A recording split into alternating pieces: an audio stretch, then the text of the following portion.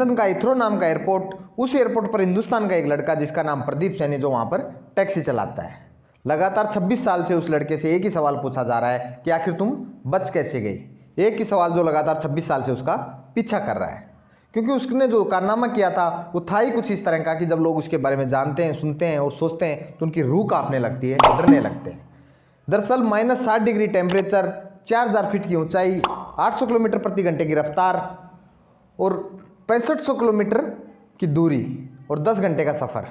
Delhi airport से एक plane के टायरों में बैठकर लंदन के हीथ्रो एयरपोर्ट तक पहुंचने तक की कहानी। नमस्कार, आदाब, सत श्री अकाल। मैं एक्स पुलिस अफसर प्रदीप यादव। आज की जो कहानी पंजाब के उन दो सगे भाइयों की जो दिल्ली एयरपोर्ट से एक फ्लाइट के टायरों में बैठकर लंदन के हीथ्रो एयरपोर्ट तक पहुंचे। दरअसल बात अक्टूबर 1996 की है। दिल्ली एयरपोर्ट यानी दिल्ली का इंदिरा गांधी एयरपोर्ट पर ब्रिटिश एयरलाइंस की एक फ़्लाइट लंदन के हीथ्रो एयरपोर्ट के लिए उड़ान भरती है और जब हीथ्रो एयरपोर्ट पर जब वो लैंड करती है, उस प्लेन के अंदर रखे लगेज सामान को लेने के लिए जो गाड़ी आती है, उस गाड़ी का एक ड्राइवर और एक दूसरा साथी, जब उस गाड़ी की लाइटों का फोकस उस प्लेन के टायरों के ऊपर पड़ता है तो उन्हें कुछ टायरों के बीच में अजीब तरह की वस्तु, अजीब तरह की चीज़ फंसी हुई दिखाई देती है। वो उस प्लेन के पास जाते हैं, देखते हैं एक लड़का पूरी तरह से बर्फ़ से ढका हुआ, ठंड में ठिठुर रहा, कपकपा रहा, शरीर उसका पूरी तरह से अकड़ा हुआ। देखते ही चौंक जाते हैं। अपने एयरपोर्ट के जो प्रशासन के अधिकारी थे, जो वहाँ की कानून व्यवस्था देख रहे थे, उनको फ़ोन करते हैं और मौके पर बुलाते हैं।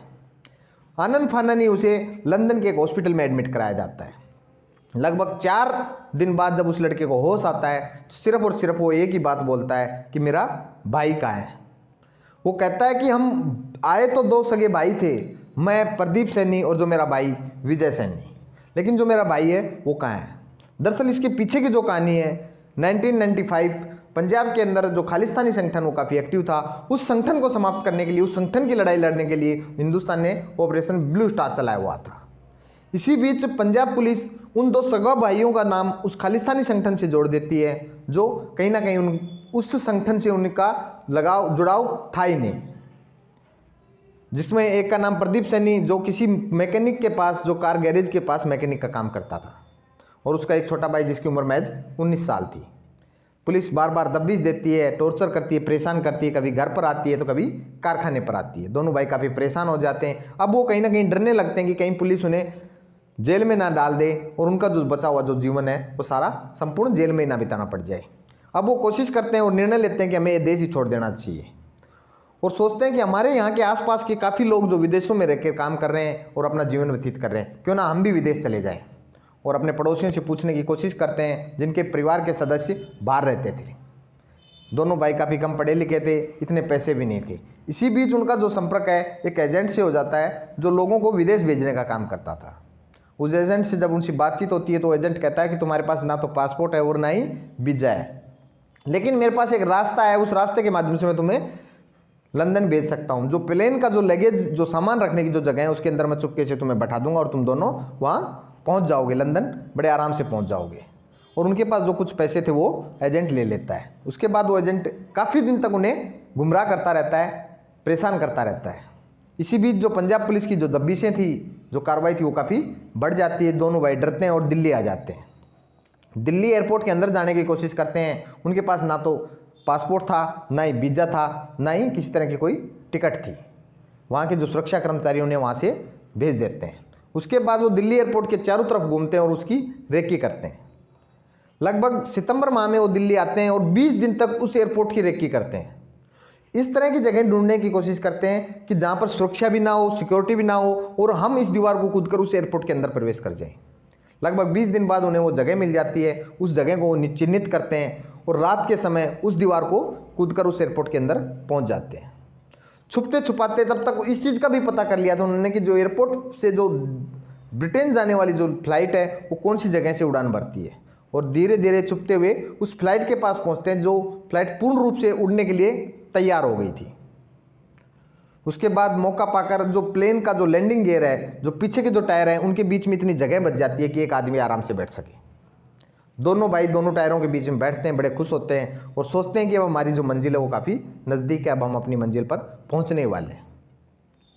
जब प्लेन उड़ान भरती है, धीरे धीरे उसकी हाइट बढ़ती है, आसमान में पहुंचती है, ऑक्सीजन लेवल कम होता चला जाता है और जो टेम्परेचर है वो भी डाउन हो जाता है। धीरे धीरे टेम्परेचर -60 डिग्री पर पहुंच जाता है और जो प्लेन की जो स्पीड है वो 800 किलोमीटर प्रति घंटे की रफ्तार हो जाती है।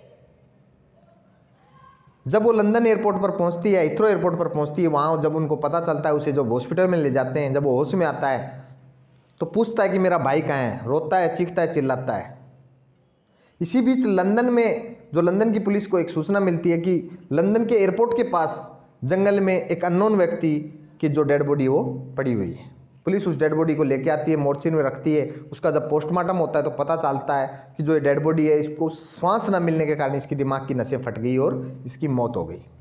जब उसकी फ़ोटो उस लड़के नवीन सैनी, प्रदीप सैनी को दिखाई जाती है तो उस फोटो को देख के वो ज़ोर ज़ोर से चीखने लगता है, चिल्लाने लगता है और रोने लगता है।